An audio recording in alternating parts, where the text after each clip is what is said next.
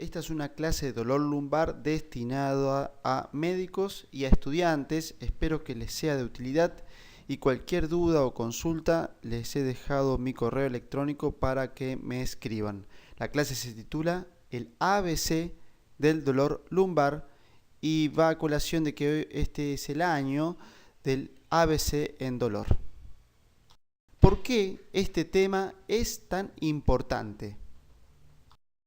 El dolor osteomioarticular representa el 20% de las consultas en medicina general, de acuerdo a las revisiones, y esta es una tendencia que va a aumentar producto del envejecimiento de la población. Vamos a llamarle a veces, para abreviar, al dolor osteomioarticular DOMA, como para abreviar. En cuanto a la lumbalgia, se sabe que es el síntoma más prevalente del aparato locomotor y que afecta entre el 60 y el 80% de la población en algún momento de su vida. Se sabe que entre el 3 al 4% de los adultos jóvenes de menos de 45 años y entre el 5 y el 7% de los adultos mayores de más de 45 años están crónicamente discapacitados por dolor lumbar. De ahí la importancia, no es solo que duele, sino que ese dolor lleva a la persona a la discapacidad. Y ahí está el problema, el dolor no es solo el dolor, sino la discapacidad que produce. Puede ser que una señora, por ejemplo, o una señora mayor no pueda ir a ver al nieto a un acto en la escuela, y eso es lo que más le preocupa y más la deprime. Sin embargo, estudios publicados indican que cada vez hay mayor número de derivaciones a especialidades quirúrgicas en pacientes sin banderas rojas y que hay cada vez más estudios de imágenes de alta complejidad que se piden. Sin embargo, el manejo, la tendencia del manejo a estos pacientes es a cada vez peor y no a cada vez mejor. Entonces, para ser simple, ¿cómo debemos posicionarnos frente a un paciente con dolor lumbar? Lo primero a tener en cuenta es la duración.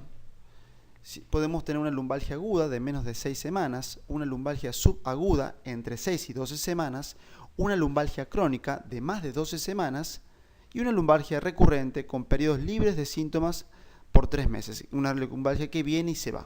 ¿Cuál es la importancia de esto? Generalmente, a tener en cuenta que las lumbalgias agudas, especialmente las que son miofaciales, y vamos a ver ahora esto más adelante, ceden solas, con o sin el médico, con o sin el kinesiólogo, y lo que hay que tratar de evitar es el reposo y que la persona siga con su actividad, salvo que por algún motivo sea demasiado invalidante.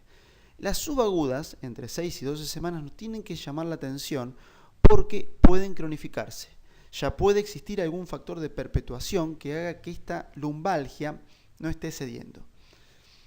Y la crónica, más de 12 semanas, estamos hablando de 3 meses de dolor, y es el punto donde el dolor se considera ya patológico, es decir, hay sensibilización central del dolor. Empieza la sensibilización central y los fenómenos de amplificación centrales del dolor y ya empiezan a sumarse otros componentes y por eso a esta hay que prestarle también atención para resolverla.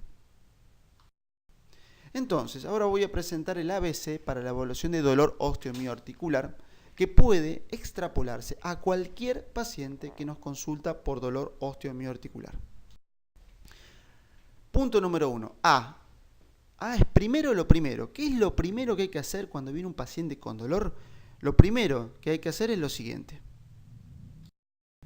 Ver si tiene o no tiene banderas rojas. Las banderas rojas se dividen en generales, que dependen de, no importa el área articular que estemos viendo, sino son síntomas constitucionales y síntomas generales que ahora vamos a ver. Y las locales son dependientes del área específica que duele al paciente. Las banderas rojas generales, podemos decir un paciente con historia de cáncer, con pérdida de peso, pacientes con edades menores a 20 años o superiores a 55 que nunca hayan tenido lumbalgia previa, pacientes con fiebre no explicada por otra etiología, factores de vulnerabilidad para infección, linfadenopatías, pacientes con mal estado general, pacientes que tengan factores de riesgo cardiovascular y sintomatología que sugiera dicho componente. Ejemplo, una disección aórtica aguda puede cursar con dolor lumbar. La asociación con dolores óseos en múltiples lugares, que puede tener que ver con metástasis o podemos estar en presencia de un mieloma múltiple, y las personas con tratamiento prolongado con corticoides, producto principalmente de las fracturas vertebrales. Por supuesto, la historia de osteopenia o osteoporosis, otros síntomas que hagan sospechar enfermedad sistémica y la presencia de enfermedad sistémica conocida. Entre las banderas rojas locales, el por supuesto antecedente de un traumatismo violento. La persona puede tener una fractura vertebral producto de esto. También la deformación estructural de aparición reciente y la presencia del dolor inflamatorio, que es aquel dolor que aparece con el reposo y baja un poco con el movimiento. Hay que distinguir el dolor inflamatorio del dolor nocturno, porque el dolor nocturno puede tener que ver con, por ejemplo, la compresión del glúteo medio cuando la persona se acuesta de costado, y eso no es un dolor inflamatorio, es un dolor mecánico por compresión. El dolor inflamatorio verdadero tiene que ver con el reposo y con estar quieto, y esto nos puede hacer sospechar un tumor, una infección, una enfermedad autoinmune como una espondiloartropatía seronegativa. Otras banderas rojas muy importantes a tener en cuenta son la anestesia en silla de montar, la retención de orina o incontinencia por rebosamiento, el déficit neurológico difuso o un déficit motor progresivo, es decir, síntomas neurológicos.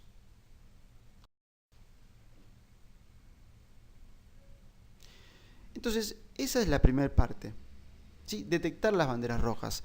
Y ahora vamos a hablar entonces de la segunda parte, es decir, ¿qué duele y por qué duele? Ese es el punto B. En este punto, lo primero a tener en cuenta es que existe poca correlación entre los hallazgos de las imágenes y la sintomatología de los pacientes.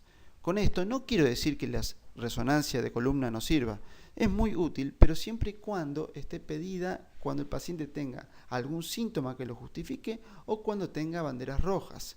Si no, la imagen lo que va a aportar es confusión, infoxicación y mayor probabilidad de que la persona sea intervenida quirúrgicamente sin ser necesario.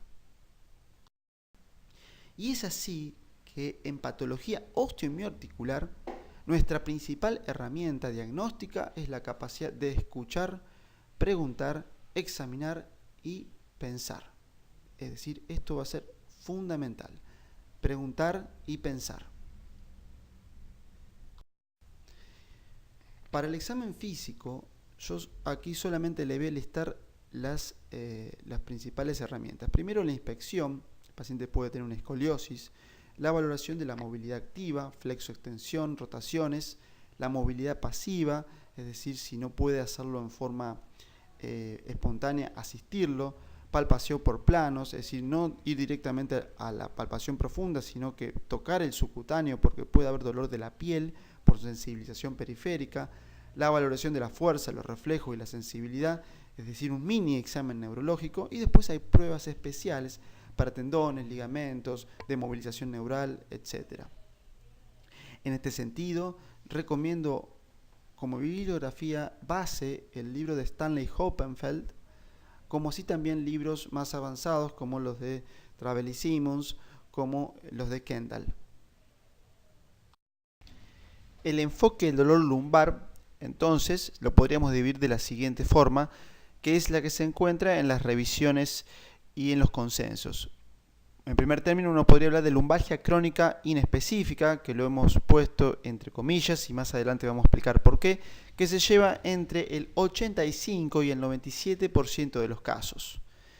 Y tenemos entre un 3 y un 15% las otras lumbalgias en las cuales hay un compromiso radicular, que puede ser entre el 0,5 y el 4%, y las banderas rojas, de las cuales ya hemos hablado. Hablemos un poco ahora del compromiso radicular, y para ello lo que tenemos que hablar son sobre las hernias de disco. El primer punto a considerar es que los discos intervertebrales tienen una estructura en la cual por la parte de afuera tenemos un anular fibroso que protege lo que se encuentra dentro, que es una gelatina que se llama núcleo pulposo. Con la sobrecarga de las estructuras vertebrales, con el tiempo el disco pierde su constitución normal y aparece lo que se llama degeneración discal. Con el tiempo, el ánulo fibroso se puede ir alterando en su estructura y pueden aparecer las protrusiones que pueden ya dar compromiso radicular y por compresión nerviosa, apareciendo el dolor neuropático. En ocasiones, ese ánulo se puede romper y ocurre la extrusión del material que se encuentra adentro del disco intervertebral. Y por ocasiones puede haber lo que se llama también secuestro. Ahora, ¿por qué ocurre la degeneración discal? Básicamente por sobrecarga. Y eso ocurre cuando los músculos del core, del centro, que vamos a ver después, están debilitados y hay una mala sincronización de lo que se llama el sistema de estabilidad articular. Cuando existe degeneración discal y los discos funcionan mal, el componente posterior, que sería el componente articular, es decir, el componente facetario, empieza a sufrir porque si los discos funcionan mal, la carga axial, es decir, la que viene desde arriba, debe ser absorbida igualmente. Entonces, los componentes posteriores, que es la faceta articular, adaptados para la movilidad, tienen que soportar más carga. Y ahí aparece la artrosis facetaria y puede ser la generación del dolor facetario. Para saber cómo son las raíces nerviosas y cuáles duelen, es necesario conocer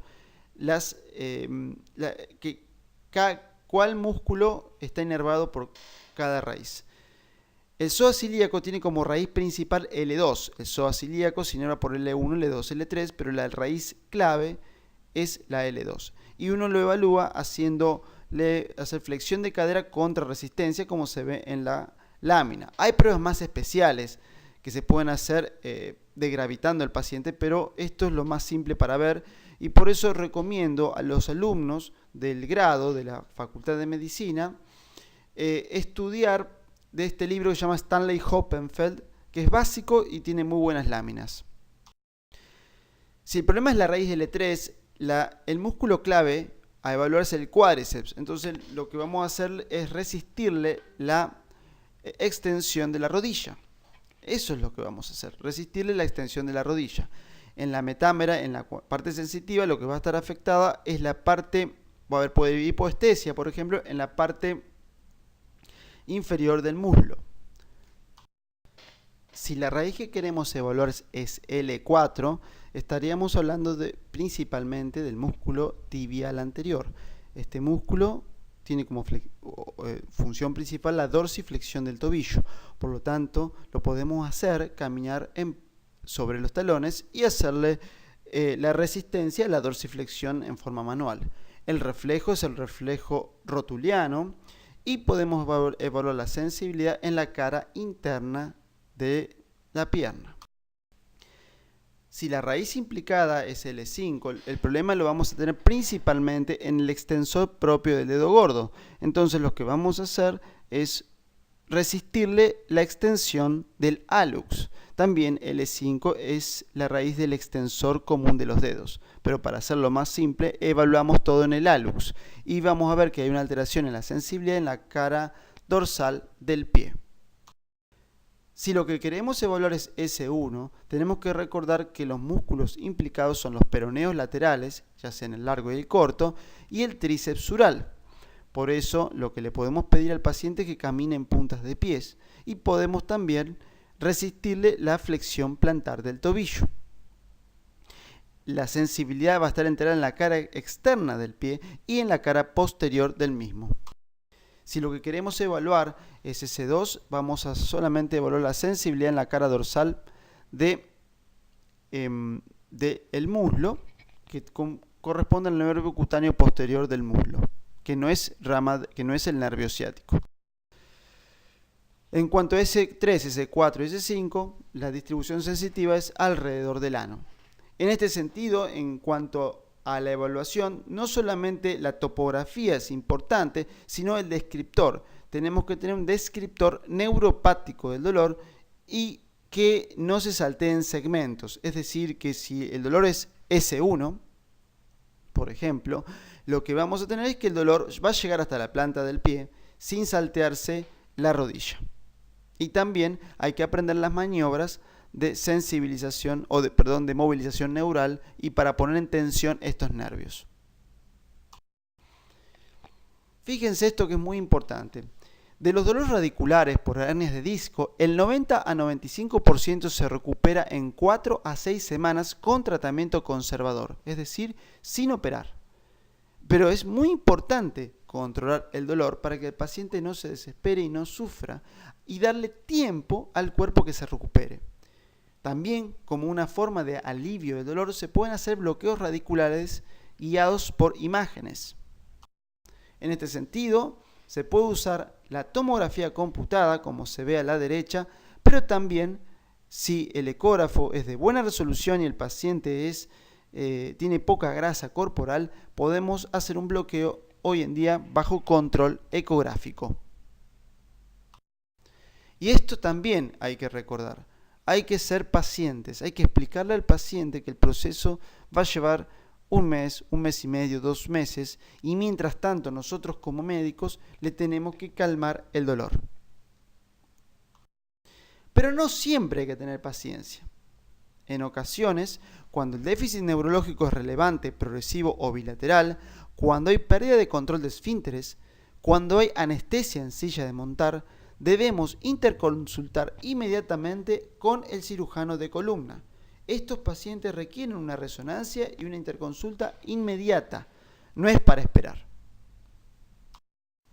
Si no presenta ninguno de estos síntomas o signos de alarma, asuma directamente que se trata de una lumbalgia inespecífica. Ahora bien, ¿la lumbalgia inespecífica es realmente inespecífica? Ahora vamos a ver que esto no es tan así.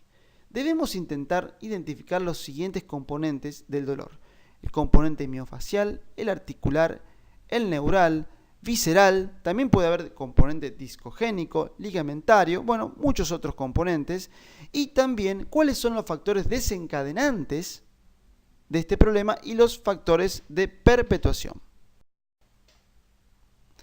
En cuanto al dolor miofacial, vamos a hablar lo siguiente. En un primer término, muchas veces el dolor miofacial pasa desapercibido porque es desconocido o generalmente no se daba anteriormente en los programas de las escuelas de medicina y pasaba invisible a los ojos. O sea, pasaba invisible y se hacían diagnósticos equivocados. Los que se encuentran en la foto son la doctora Janet Travell y el doctor David Simmons, quienes han sido pioneros en el estudio del dolor miofacial. Y en su libro escriben que es el conjunto de síntomas y signos motores sensitivos y o autonómicos ocasionados por un punto gatillo miofacial. El dolor miofacial es un proceso no inflamatorio que afecta a los músculos esqueléticos. Por lo tanto, dar un antiinflamatorio tal vez no tendría sentido. Predomina en los músculos posturales y además es la patología muscular o el problema muscular más frecuente. ¿Qué es un punto gatillo? Un punto gatillo es un punto sensible que debe reproducir, gatillar el dolor que el paciente refiere o al menos una parte de los síntomas. En la foto se ve el complejo del punto gatillo que está formado por una banda tensa y el nodo de contracción. Cuando esta zona de contracción muscular lo que va a generar es que la fibra muscular se estire, se tense, que sería la banda tensa, y eso va a generar acortamiento del rango articular y con el tiempo, si esto no se corrige, lesión y sufrimiento de las entesis. La forma de diagnosticar los puntos gatillo es mediante la exploración física y mediante la palpación. En este sentido, las imágenes no van a poder evaluar esto, ya que esto es algo que se palpa y se toca. Ahora bien, ¿para qué nuestro cuerpo genera puntos gatillo y bandas tensas. Y es así que vamos a hacer un pequeño resumen sobre la estabilidad. Tenemos la estabilidad estática, que serían unas columnas o una mesa, por ejemplo. Pero el cuerpo humano requiere que los segmentos articulares estén estables en dinámica, es decir, durante el movimiento, por lo cual requieren un mayor control de los movimientos y lo que se llama control motor fino. En este sentido, el modelo de Panchabi lo explica en forma bastante simple. Existen tres subsistemas. Un subsistema de estabilización pasivo, que sería los ligamentos y las fascias, es el polo propioceptivo, la sensación de movimiento, lo que hace que una persona con los ojos cerrados, por ejemplo, sepa en qué posición está los dedos de la mano.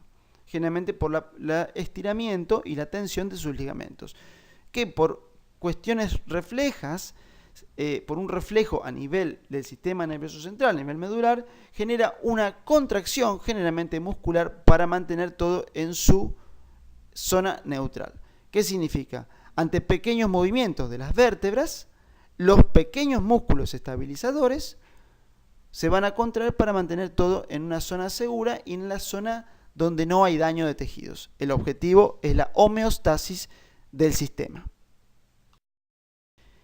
Y es aquí que vamos a hablar un poquito de algunas estructuras anatómicas. Uno son los discos intervertebrales, cuya función junto a los músculos es la amortiguación.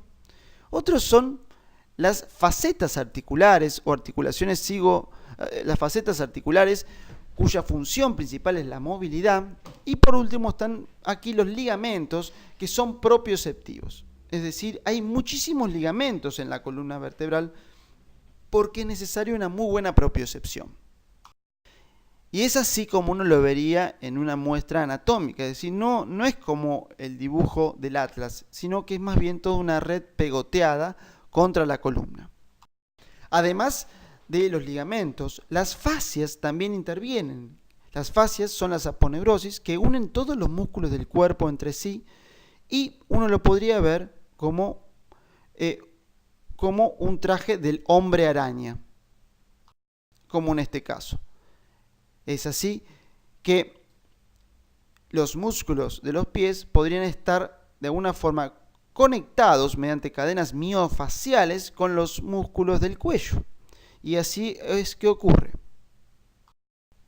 Fíjense aquí la conexión del dorsal ancho y el trapecio inferior con la fascia toracolumbar y cómo, en esta lámina no se ve, la fascia toracolumbar se continúa con los glúteos.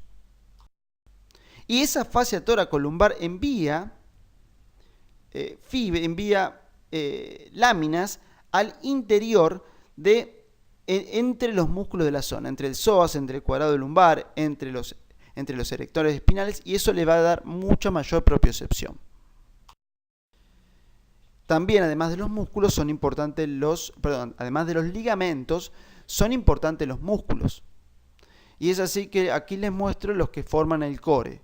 Hacia arriba el diafragma, después el transverso, que es una especie de cincha, hacia atrás el multífido y hacia abajo el suelo pélvico. Este es el subsistema muscular intrínseco. Hay otros subsistemas que también intervienen, pero ya es para otra clase más avanzada. El tejido conectivo tiene la propiedad de ser viscoelástico. ¿Qué significa esto? Elástico significa que tiene la capacidad de volver a la posición, a la forma original. Y esto ocurre con las cargas dinámicas, es decir, con el movimiento. Pero cuando la carga es estática, ejemplo, estar sentado detrás de una computadora, los tejidos conjuntivos, ejemplo, los ligamentos, se deforman y son viscosos. Las cargas estáticas son muy dañinas para nuestras articulaciones. Las cargas dinámicas, en su dosis adecuada, son excelentes para nuestras articulaciones y para el sistema osteomio-neuroarticular. Es decir, que el síndrome miofacial no es una enfermedad. podría considerarse una compensación a la inestabilidad articular. El sistema entró en alostasis. ¿Qué significa? Que ya perdimos la homeostasis porque el sistema está sobrecargado, porque falla un ligamento, porque falla un nervio o por lo que sea, y como compensación para evitar un daño mayor, hay una contracción de los músculos para proteger la articulación y mantener el rango articular y mantener la zona neutral. Los síndromes miofaciales pueden confundirse con otros cuadros. Fíjese aquí el cuadrado lumbar. Este es el patrón de distribución del mismo. Las cruces son los puntos gatillos donde uno palpa y duele. Miren aquí el glúteo medio, que muchas veces se confunde con otros problemas, y esto es sumamente frecuente. Este paciente le va a doler al acostarse sobre ese lado. Este es el glúteo medio y por debajo está el glúteo menor. El glúteo medio, cuando falla, genera una marcha en Trendelenburg, que es una mancha tambaleante, y se explora mediante la exploración de la marcha y mediante la evaluación del signo de Trendelenburg que se ve en la figura. Otra maniobra de evaluar el glúteo medio es generar lo que se conoce como sentadilla monopodal, y lo que se va a observar es la rotación interna del fémur y que la rodilla se va hacia valgo.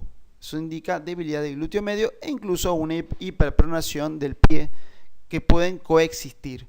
Este problema también puede ser el causal de un dolor de rodilla, especialmente del compartimiento medial, por dolor en la pata de ganso y de los ligamentos laterales internos principalmente. El glúteo menor puede dar un patrón de dolor similar a L5 y S1. La diferencia es que no va a ser continuo, sino que puede saltar segmentos, no estaría alterado el reflejo y las maniobras neurales son negativas. También uno podría confirmarlo mediante la colocación de anestésicos locales en el punto gatillo, y eso generaría que el dolor se vaya. Con el tiempo, si el dolor miofacial no se resuelve, podemos tener patología en los tendones por la contracción contenida y la isquemia del tendón. Veamos ahora el componente articular del dolor de columna. En ese caso vamos a hablar del dolor facetario, que tiene que ver en las facetas articulares, que son el segmento móvil de la vértebra, y si es más hacia abajo, en las articulaciones sacroiliacas.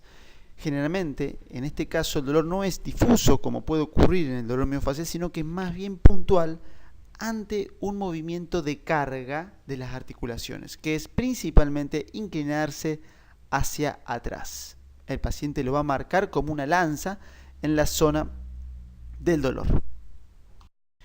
También en ocasiones las facetas pueden referir dolor en sitios de la piel, por ejemplo. Sin embargo, generalmente al tocar esa zona, la zona no va a doler, sino que es un dolor referido que viene desde adentro de la articulación.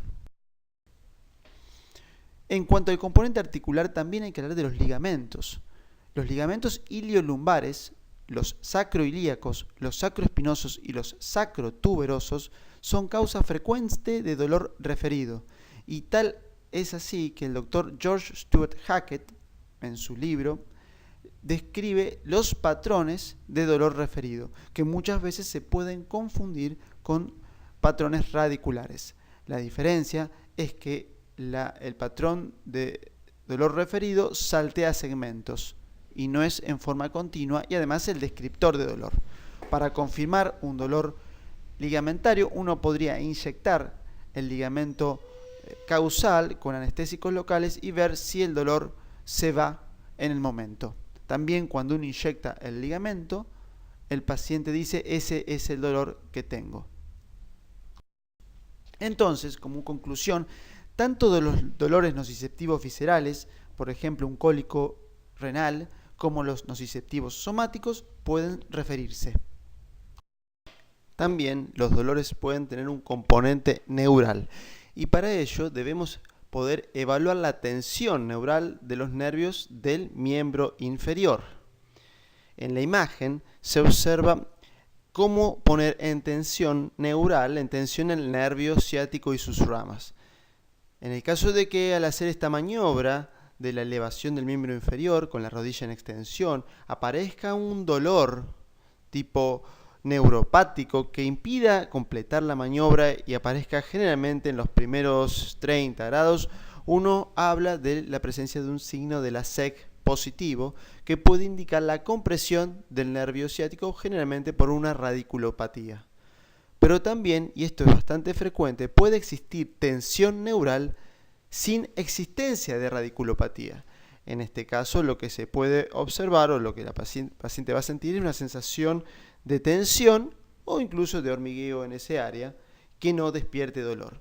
Y esto puede ocurrir por el acortamiento del nervio, que generalmente es secundario a mantener una postura de sentado muchas horas durante un trabajo cualquiera, ejemplo en una oficina. Entonces, el epineuro y otros tejidos conectivos de la zona pueden generar que el nervio se acorte y como consecuencia de ello puede aparecer una contracción del músculo como para evitar que ese nervio cortado, al estirarlo, se pueda cortar o sufrir una neuroapraxia. Esto se llama tensión neural y también se puede completar con la flexión craneal para levantar un poco y generar mayor tensión a nivel de la médula espinal. Para esto hay libros específicos para aprender a hacer todas estas maniobras y la idea de esta diapositiva es enunciar que existe algo que se llama tensión neural adversa.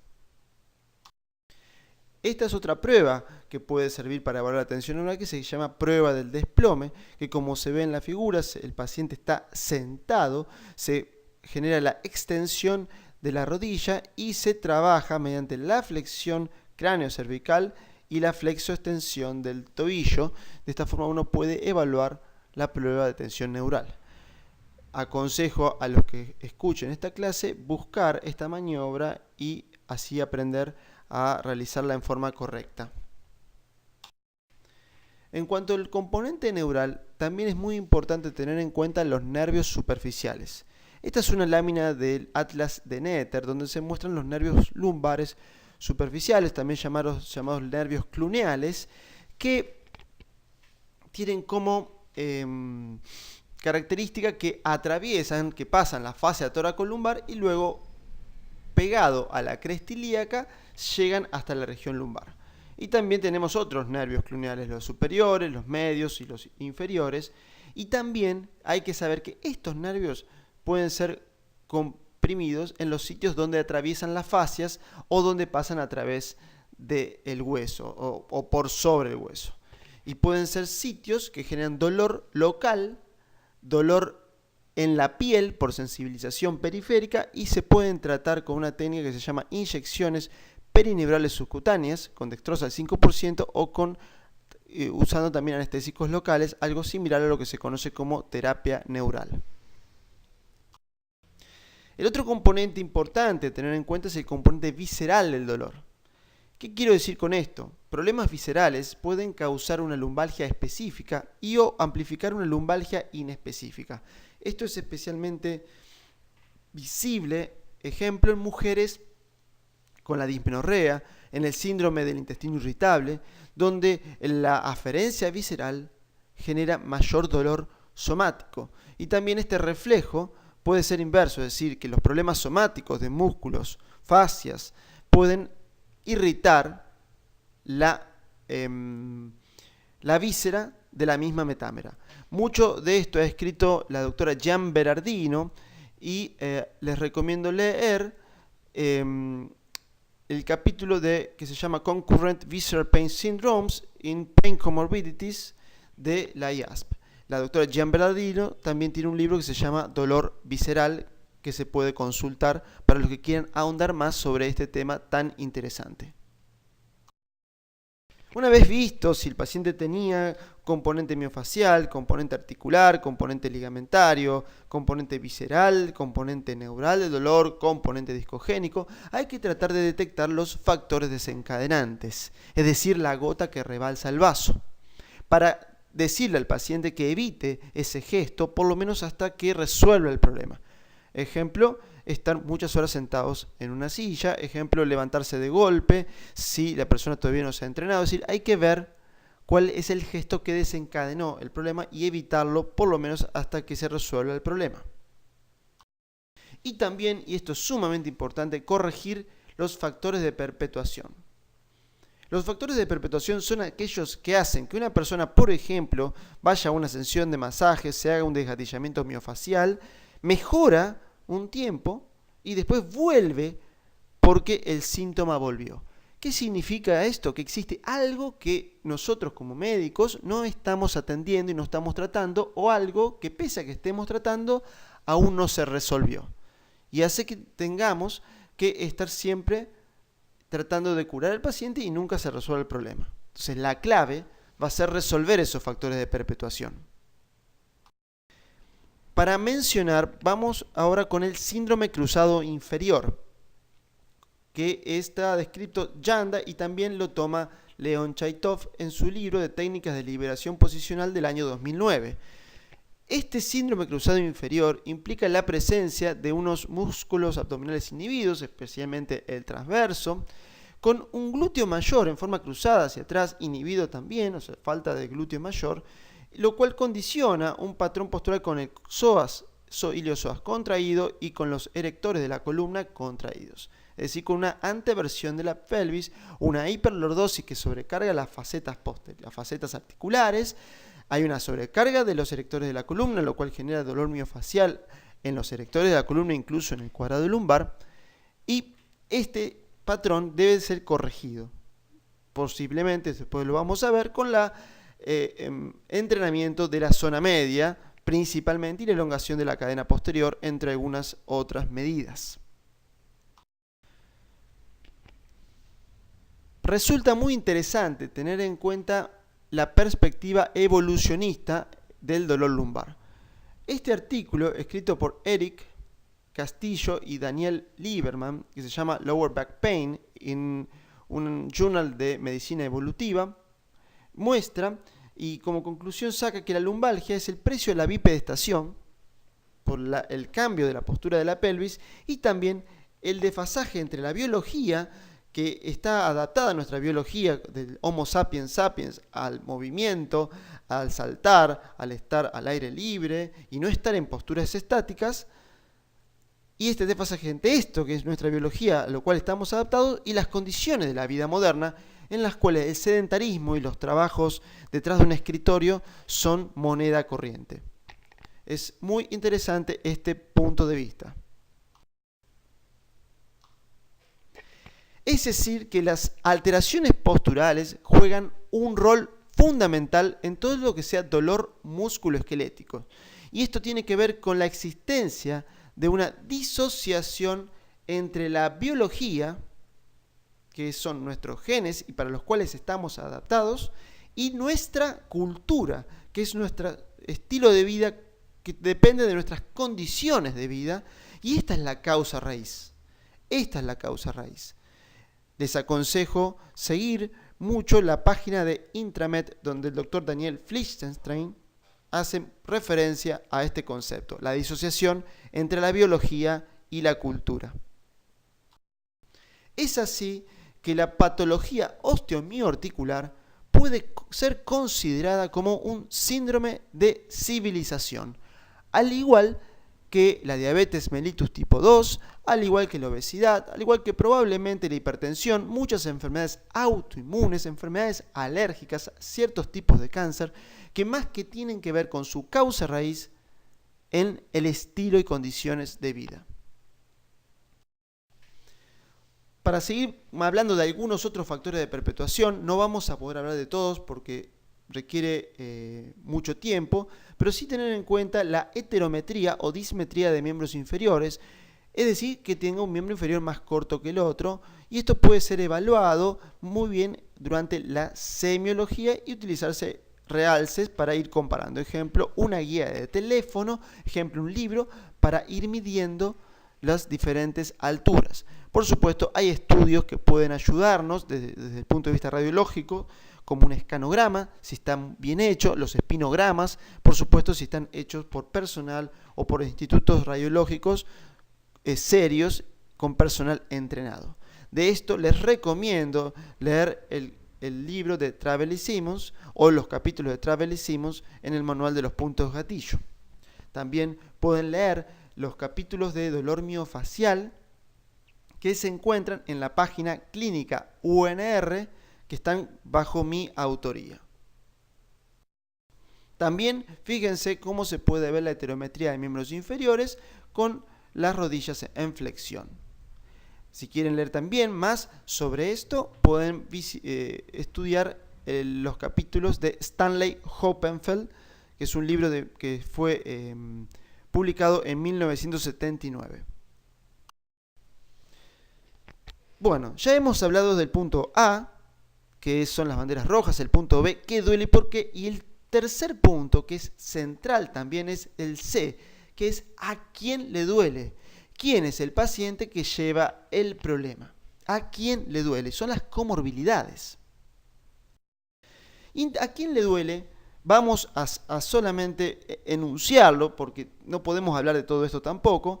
Esto es otra clase aparte, pero tener en cuenta el escenario, es decir, dónde vive esta persona, a qué grupo pertenece, quiénes son sus familiares, su situación económica, la parte psicológica, es decir, si la persona por el dolor crónico está con ansiedad, depresión, insomnio, disfunción ejecutiva, enojo, qué significa la enfermedad para esta persona, si tiene atribución causal externa o atribución causal interna, es decir, todo el componente psicológico que influye.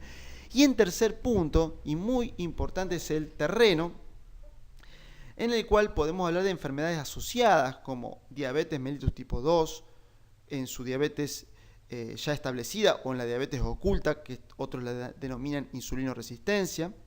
También los pacientes con anemia, con insuficiencia renal, los pacientes hiperlaxos, los pacientes con sensibilización central, tipo fibromiálgicos. Es decir, todo esto constituye el terreno, es decir, a quién le duele.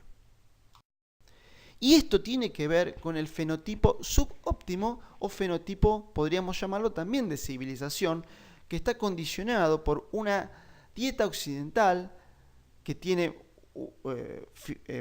actualmente muchos productos ultraprocesados, al estrés crónico de la vida diaria, a la inactividad física, a la exposición solar inadecuada, a un ritmo circadiano inadecuado, a la alteración de la microbiota intestinal y también a la alta exposición a contaminantes ambientales. El punto C tiene que ver con mejorar este fenotipo subóptimo.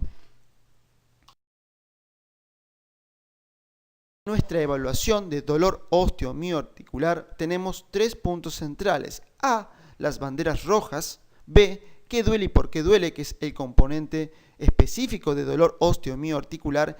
Y el punto C, a quién le duele, que son las comorbilidades, teniendo en cuenta los 3 puntos: escenario, psicológico y terreno.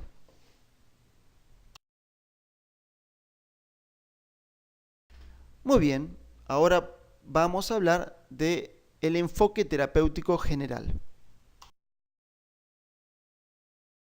También nuestro enfoque terapéutico, para hacerlo en forma didáctica, lo vamos a dividir en 3 puntos, el ABC del enfoque terapéutico en dolor osteomioarticular. A. Bueno, en este caso el A es el tratamiento sintomático, es decir, aliviar el síntoma mientras trabajamos sobre la causa. Esto es muy importante explicarlo, es decir, vamos a aliviar el síntoma mientras, y que esto nos va a servir como puente y nos va a dar tiempo para trabajar con menos dolor sobre la causa que lo origina. Y para ello tenemos herramientas farmacológicas, herramientas no farmacológicas, por ejemplo, TENS, calor, frío, acupuntura y otras, y también el efecto placebo, que es el médico como recurso terapéutico, lo que el médico dice como recurso terapéutico. En cuanto a esto, recomiendo a los que están escuchando esta clase que lean el capítulo del libro de Clínica Médica de la cátedra de la UNR, que está escrito por mí, donde hablo justamente de estos métodos farmacológicos y no farmacológicos. Una vez hablado del punto A, que es tratar el síntoma, hay que tratar el punto B, que es qué duele y por qué duele. Es la cuestión específica de dolor osteomioarticular. Y para ello vamos a tener que buscar medidas para, por un lado, reducir la carga al sistema osteomio-neuroarticular, reduciendo o evitando los factores desencadenantes y corrigiendo los factores de perpetuación, de los cuales ya algo hemos hablado, y también aumentar la capacidad de carga mediante ejercicio físico y tratamientos kinésicos. Estos van a ser tendientes a fortalecer la zona media, elongar la cadena posterior y lateral de miembros inferiores y generar mayor propiocepción y también ganancia de masa muscular en caso de sarcopenia. Hay mucho más al respecto, pero quiero que se quede el concepto básico. En cuanto a la nutrición, también va a ser muy importante y vamos a mostrar una lámina que habla de esto. Y por supuesto también acá entran las terapias regenerativas para mejorar la integridad estructural y la biotensegridad de ligamentos, fascias, tendones, etc. Entre los tratamientos locales mínimamente invasivos, esto es para enunciarlos, existen técnicas de punción seca y acupuntura. La punción seca, uno puede desgatillar un punto gatillo, por así decirlo, y se genera un reflejo de espasmo local y se utiliza una aguja de acupuntura.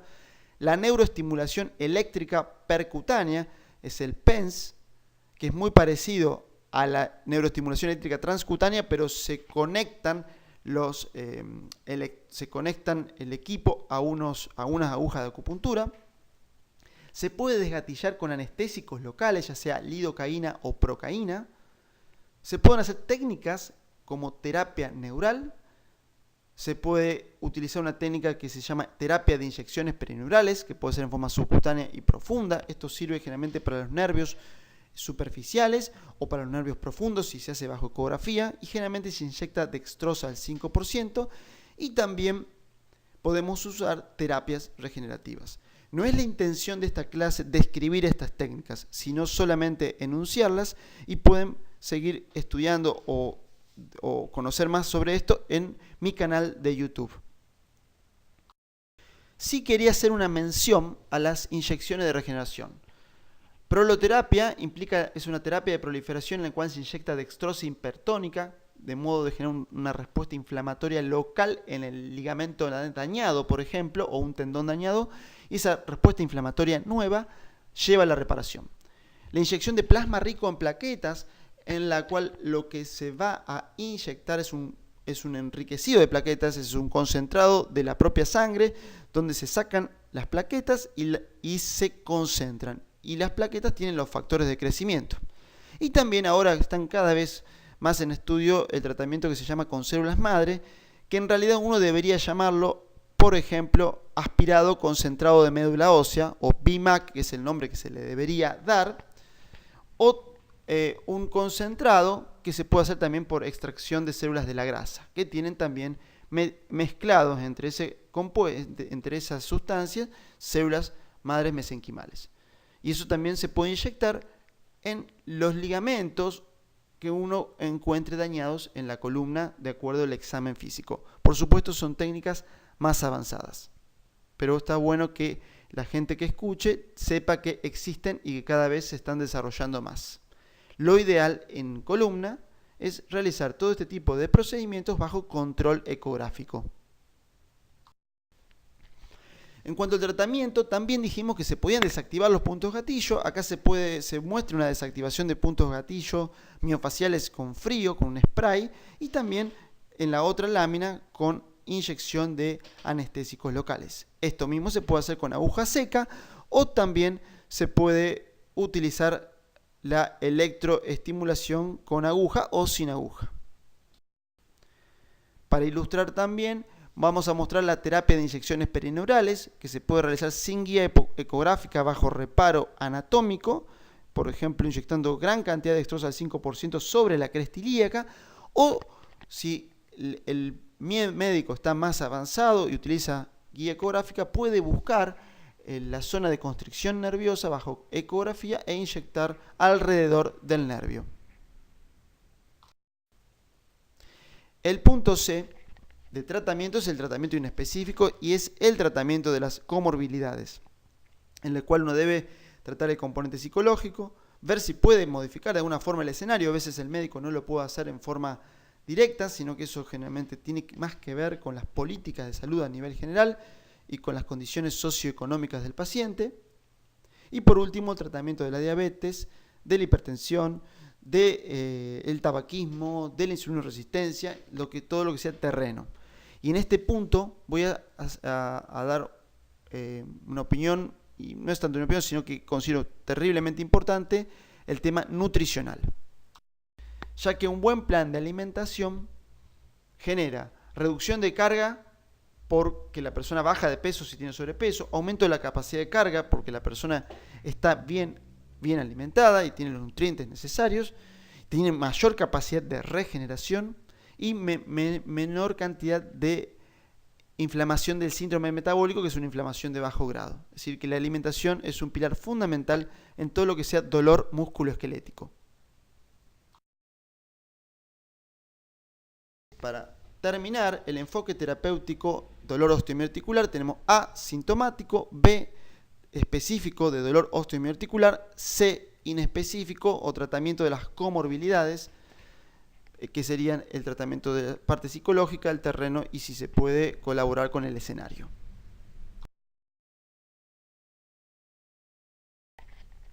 Hemos llegado al final de esta clase, el ABC de dolor lumbar. Pueden contactarse conmigo por cualquier duda o para averiguar sobre próximas actividades a emiliopastor@ideasmedicas.com y también pueden suscribirse a nuestros canales. Tenemos una página de internet que se llama Ideas Médicas. En esta página pueden encontrar muchos videos al respecto y también pueden seguirnos en las redes Facebook, Twitter, Instagram, YouTube, Google Plus y LinkedIn si así lo desean. Espero que este video les haya resultado de utilidad y que los anime a seguir estudiando estos temas.